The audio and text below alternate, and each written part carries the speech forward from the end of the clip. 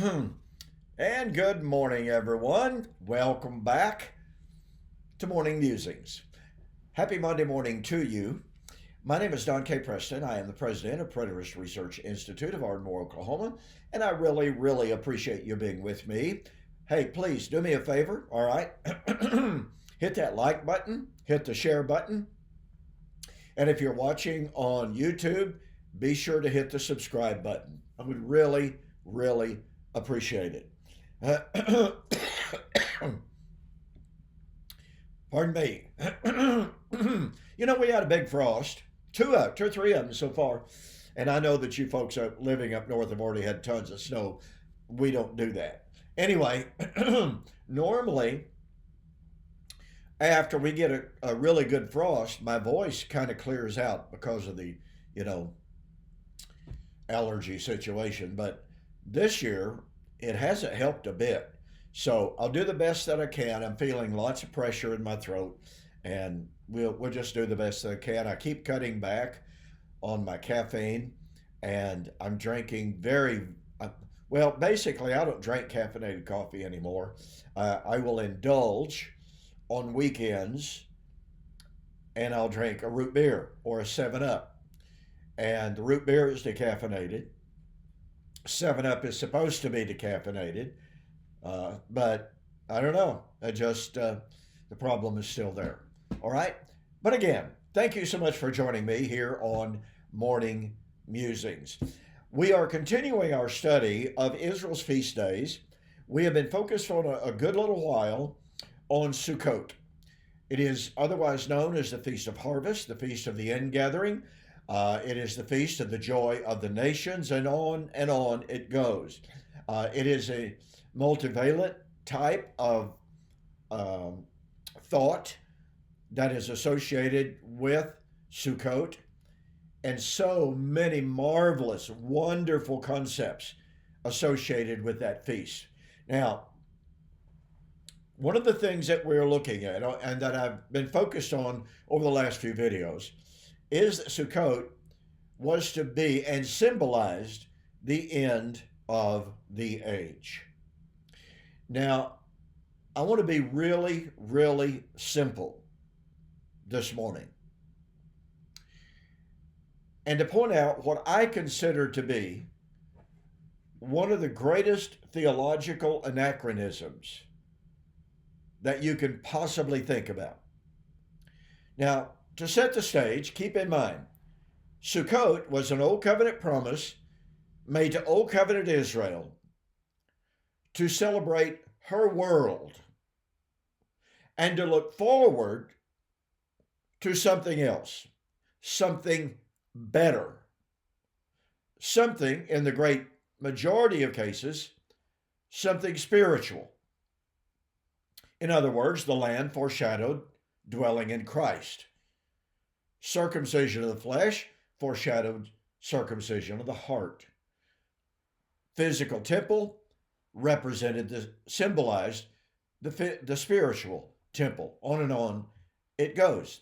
These are tremendous type and antitype realities. So the key point being that Sukkot symbolized, or I should say, looked forward to the end of the age. It was, after all, enjoyed and celebrated at what they called the turn of the year. In other words, it signaled the end of that particular year, and therefore the ushering in of the new year. And the climax of Sukkot was Shemoneh Atzeret, as we will see when we're finished looking at Sukkot. But you see, all of the feast days of Israel foreshadowed eternal things. The Old Covenant was, and all of its celebrations were intrinsically temporary. They pointed to the eternal, the unending. Do you catch the power of that? So, when we examine the typology of Sukkot in the context of the end of the age, a temporary age foreshadowed an eternal, unending age. The end of that age did not foreshadow the end of the eternal age. We find this expressed in numerous passages throughout the Tanakh. In Isaiah chapter 66, just to mention one of them, by the way, in Isaiah chapter 66, it talks about the destruction of Old Covenant Israel. And at that destruction, the new heaven and the new earth would come into existence. And what does God say about this new creation? Now remember, he's talking about the passing of the old creation. And by the way, did you know that in Hebrews chapter 9, verse 11, the writer of Hebrews refers to the Old Testament cultus, the temple, the priesthood, the sacrifices, the entire cultic world, and he referred to it as, quote, this creation, unquote. So to the Jew, the temple and everything that it represented was this creation. That means that creation was to be destroyed at the day of the Lord in flaming fire and the judgment of all men and the giving of reward to the saints. Pardon me. But notice, once again, the destruction of that creation would bring in the new creation, and the Lord said of that new creation that it would, quote, remain before me, unquote. In other words, in stark, direct contrast with the old creation that was doomed to pass away, was predicted to pass away, the new creation would remain before Yahweh. The word remains there means exactly what it says. It would not pass away.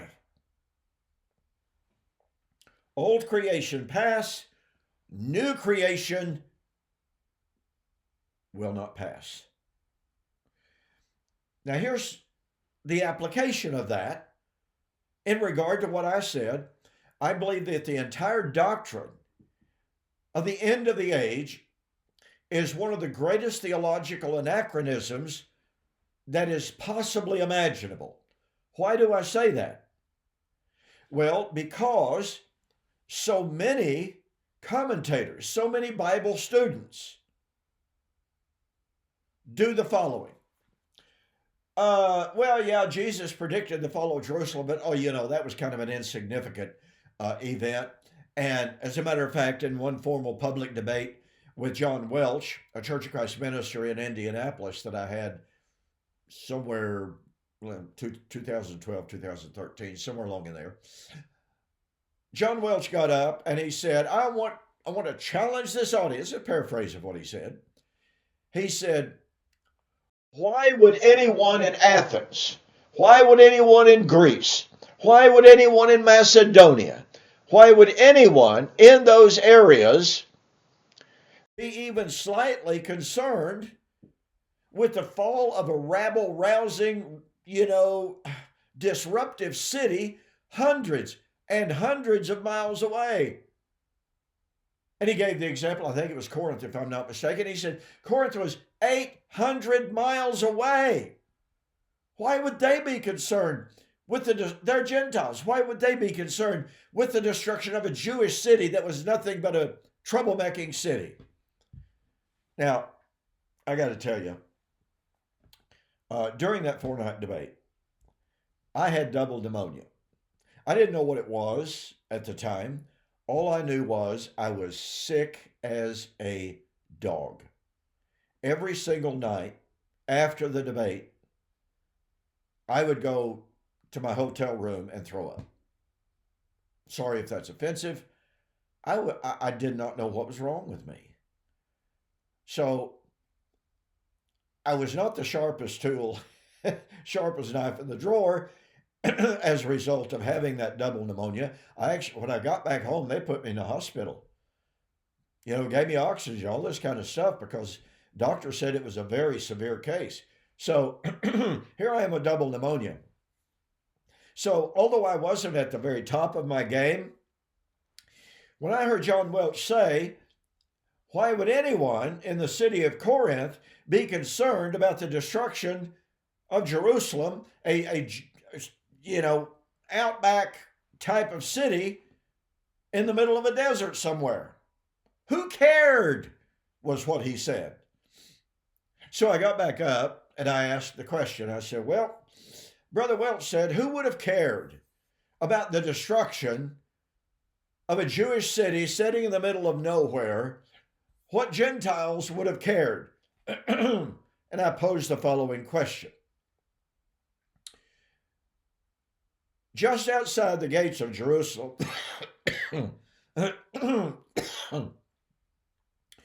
a Jew whom the Jewish leaders accused of being a liar, a charlatan, a false prophet, and a worker of magic, whom they accused before Pilate of being an insurrectionist, was nailed to the cross. And so I asked the audience, and I turned to John Welch and I said, Brother Welch, why would the Gentiles 800 miles away in Corinth be concerned with the death of one single Jewish rabble-rousing false prophet in that far, outback city? I want to tell you what, ladies and gentlemen, a shock went through that audience. But you see, people so disparage, they so devalue the significance of the fall of Jerusalem. By the way, Kenneth Gentry, in his new massive 2-volume set on the divorce of Israel, a commentary on Revelation, in volume 1, he has several pages devoted to sharing quotes from noted scholars, noted historians, and what have you, throughout the ages as to the significance of Jerusalem and therefore the significance of its fall. If you would like, at some given point, somebody send me a request and I'll just, I will read some of those for you. These quotes are remarkable. Now, what am I getting at here, ladies and gentlemen? What I'm getting at is most people disparage and depreciate the value and the significance of Jerusalem and the temple, so much so that people ask, who cared about the fall of Jerusalem? Well, the point of fact is, the Jews believed in two overarching ages. They believed in what they called this age and the age to come. What they called this age was the age of Moses in the law. What they called the age to come, and by the way, in Jesus' time, they had changed it from simply the age to come to the age about to come. Wonder why they did that. Well, because they knew that Daniel 9 was about to be fulfilled in their generation. But the Jews knew that the age of Moses and the law and the prophets, was supposed to pass away. And they knew, the book of Baruch points this out, they knew that the new covenant age would never end. Do you see a train coming? the Jews had an expectation, and Paul talked about it in Romans chapter 3, 21 and 22, that the law, and of course the age that it represented, the age that it controlled, dominated, they knew that age was supposed to end. They knew the age of Messiah, the age of the new covenant, would never pass away. So, when we talk about Succot, foreshadowing the end of the age, or being a symbol of the end of the age, what age did Succot look forward to coming to an end? It could not be symbolizing the end of the endless age of the Messiah and the new covenant. There's a whole lot more I've got to discuss on this, but hey, I'm out of time for this morning. Listen, we're running out of time here. Only a couple of weeks left. December 2024, U.S. orders only. Go to my website, donkeypreston.com, BibleProphecy.com. Get Temple to Telos, and these are the days in which all things written must be fulfilled. These two books deal with the end of the age. These two books, although I don't deal tremendously with the feast days, and I didn't do that on purpose because I knew that my book on Sukkot was going to be coming out. But you'll get the point, and you will save almost $20 by ordering these two books. So, once again, go to my website, donkeypreston.com, BibleProphecy.com. Click on the banner at the very top. Order the two books. Thank you so much to those of you who have already ordered, but we're running out of time. This is for December 2024, U.S. orders only, so take advantage of it. In the meantime, I'll see you on the flip side.